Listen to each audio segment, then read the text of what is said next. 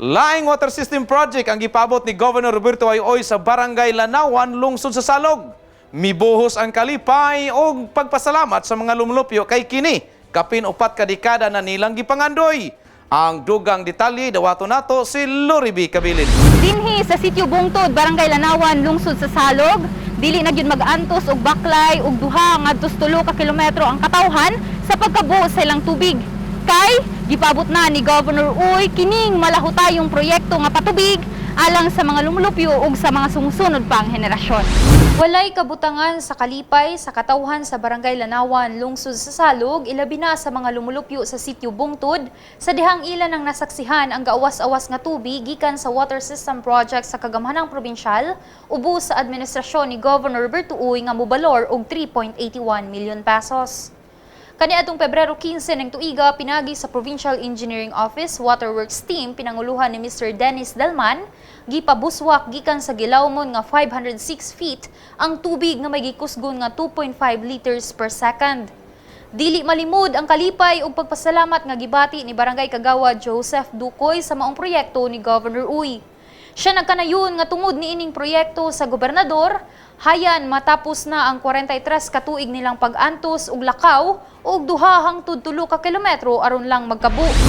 Sa karong mga panahon sa January pagulong sa layo kami kabanan mga 2 ka kilometro. Ang uban tulo tungod sa wagi mi tubig diri sa Lanawan Bungtod. Dili mo tubig karon nga among nakita. Okay kayo mga tao, dako kay nalipay kayo mga tao. Tukay 43 katuig na nga nag-antos ang among barangay Lanawan tungod sa kawalay tubig. O karon amo na gyud nakita ug natagamtaman ang ginamo ug gani karon basa ra gyud ko ganaligo ko. Tungod sa akong kalipay nga nanay tubig. O daghan kay salamat Gobernador. Dako usab ang pagpasalamat ni Barangay Kagawad Roselier Merida kay sumala pa niya gikan pa sa katigulangan, gipangandoy na nila ang maong tubig nga moabot sa ilang barangay.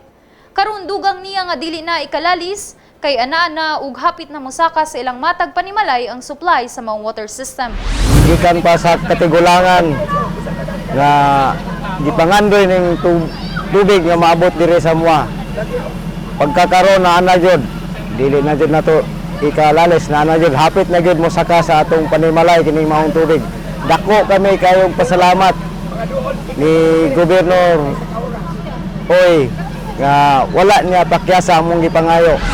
Mapasalamaton po sa kahitasan si Leodegario de la Cruz o sa karesidente kay naabot na ang tubig nga ilang pinakagikinahanglan labi na sa mga sumusunod nga henerasyon.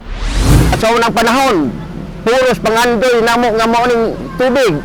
Wala pa'y buhok, wala pa'y uban ako bungot. Karon giuban na tungod sa kagulang nako na. Ay hapag yun, gihatag ang kalipay namo aning amo ang barangay sa Lanawan Bungtod. Ang tubig nga mo iyang gikinahanglan labi na gyud sa mga sumusunod sa mga kabataan nga sila gyud minaga sunod sa amo mga gulang na. Samtang gipamahayag ni Merlinda Cabardo nga kabubuton gayud sa ilang pamilya nga modunar og luna alang sa nasangpit nga water system project, gani matud niya ilagay yung gihangyo ang ilang ginikanan. Dugay na kami nangandoy aming nagihangyo gid namo among ginikanan nga kung pwede makahatag kami og donasyon kung para nga kami makatubig kay kapoy kayo na sa amoa diri nga mga pamuluyo. Labi na sa amoa mga tigulang na pud kami. Layo kayo amo ang paliguanan, layo kayo amo ang mga kabanan. Maglisod jud kami ultimo tubig among mga hayop dili kami maka-mintinar sa paglimpyo mangbuhi mig mga hayop kay ngano walay tubig gani makalaba lang kami diri karong mag-ulan makasalod karon pasalamat jud ko sa Ginoo nga naa na kami tubig naangko na namo sa pagkakaroon ang among gipangandoy sa tibuok namong kinabuhi wala kami nagdahom nga maangko na gyud namo karon ang among gipanghuna-huna nga kaayuhan. Sa laing bahin, si Mr. Omar Nanong, ang barangay coordinator, ang nagpasalamat usab nga ni Salog Mayor Melody Tulin, kinsa maoy usa sa mga naningkamot sa pag-follow up sa nasangpit nga proyekto. Isip ako coordinator, dako kay ko pasalamat nga tinguha nga sige na ko paningkamot, follow up aning mga project karon naabot na jud. So dako kay pasalamat ti gobernador nga ani ana jud ang among panginahanglanon diri sa among barangay. O labi na po sa among mayor nga si Madam Melody Tulin nga usasab siya naningkamot ani nga tong patubig nga sige follow up dito sa Dipulog. So magpasalamat po mig dako niya nga naabot na jud ang among pangandoy diri sa among barangay Lanawan. Nasayran nga isunod na dayon niini ang konstruksyon sa tangke nga adunay kapasidad nga 48,000 liters. Andam na usab ang 43 karolyo sa black hose lakip ang mga GI pipe nga gamiton sa mga water system projects sa probinsya. Gikan dinhi sa Sitio Bungtod, Barangay Lanawan, lungsod sa Salog. Lorby Kabilin sa Zamboanga del Norte Provincial News Network. Ang dapig sa kamatuuran, duyog sa kalambuan. Katawhan ning atong lalawigan sa Zamboanga del Norte aron ma-update kamo sa tinuod nga mabalita ning atong lalawigan. I-like ug i-follow lamang ninyo ang Facebook page sa Provincial Information Center sa Zamboanga del Norte ug i-share kining maong mga balita aron daghan sa atong mga katawhan makabalos kamaturan kung unsa na ang dagan ning atong katilingban. Mag-comment usab kamo ron among may bal-an ang inyong mga mulog opinyon. Sinana nga pagi, mapadayon ang kahapsay sa pagdumala o pagdala sa rinda ning atong pangamahanan.